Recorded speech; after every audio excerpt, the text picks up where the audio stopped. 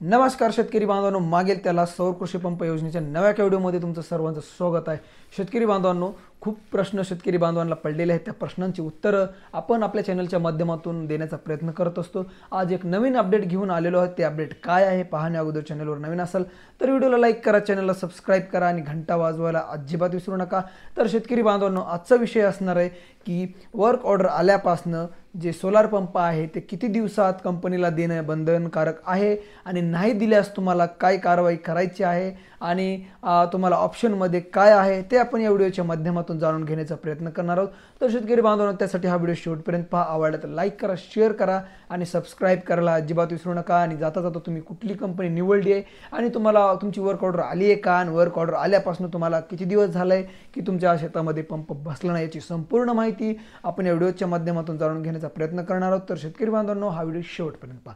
तर शेतकरी बांधवांनो, सगळ्यात पहिल्यांदा जे वर्क ऑर्डरची प्रोसेस आहे ती कधी असते तर तुम्हाला तुमचं जे जॉइंट सर्वे आहे, जॉइंट सर्वे झाल्यानंतर तुमची जी वर्क ऑर्डरची प्रोसेस आहे ते केली जाते। तर वर्क ऑर्डरची प्रोसेस कोण करतं तर MSEB वर्क ऑर्डरची प्रोसेस करत असतं।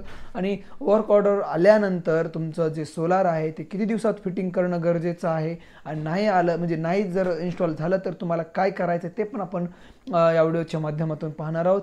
तर तुमचं जर वर्क ऑर्डर आली आणि वर्क ऑर्डर आल्यानंतर तुम्हाला जे शासनाकडून म्हणजेच जे कंपनीकडून तुम्हाला 60 दिवसाच्या आत पंप तुमच्या शेतामध्ये इन्स्टॉल करणं अनिवार्य आहे, गरजेचं आहे। आणि जर कंपनीनं जर हे इन्स्टॉल केलं नाही तर तुम्हाला काय म्हणजे तुम्ही काय करू शकता तर शेतकरी बांधवांनो, तुम्ही जर जे सोलार आहे तुमच्या शेतामध्ये 60 दिवसामध्ये जर वर्क ऑर्डर आल्यापासून बसलं नाही तर तुम्हाला जे आहे ते कंपनी तुम्ही बदलू शकता।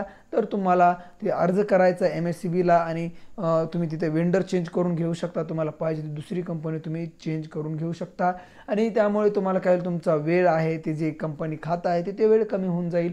आणि असे काही नियम पण आलेले आहेत। तुम्ही JR एकदा परत निरखून पहा, JR वरती ही संपूर्ण माहिती तुम्हाला दिलेली आहे।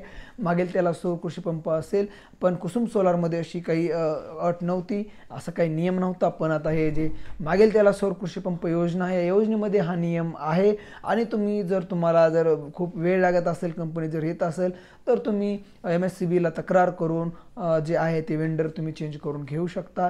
आणि हे एक महत्त्वाचं अपडेट आपण व्हिडिओच्या माध्यमातून तुम्हाला सांगण्याचा प्रयत्न केला। तर शेतकरी बांधवांनो, तुम्हाला वर्क ऑर्डर आल्यापासून तुमचं जे इन्स्टॉलेशन आहे ते किती दिवसात झालंय आणि तुमचं इन्स्टॉलेशन म्हणजे तुमचे वर्क ऑर्डर आल्यापासून तुमचं इन्स्टॉलेशन किती दिवस रखडलेलं आहे ते सुद्धा कमेंट करून नक्की सांगा। आणि तुम्ही कुठला पंप निवडला आहे आणि तुम्ही हा व्हिडिओ कुठल्या जिल्ह्यातून बघताय ते सुद्धा कमेंट करून नक्की सांगा। आणि शेतकऱ्यासंदर्भात असतील किंवा सोलार पंप संदर्भात असतील काही व्हिडिओ तुम्हाला जर पाहिजे असतील, कुठला विषय पाहिजे असेल ते सुद्धा कमेंट करून नक्की सांगा। चला तर मग भेटूया पुढच्या व्हिडिओमध्ये सोलार कृषी पंप संदर्भात महत्त्वाची अपडेट आणि महत्त्वाची माहिती आपण या व्हिडिओच्या माध्यमातून जाणून घेण्याचा प्रयत्न केला। चला तर मग भेटूया पुढच्या व्हिडिओमध्ये। तोपर्यंत नमस्कार।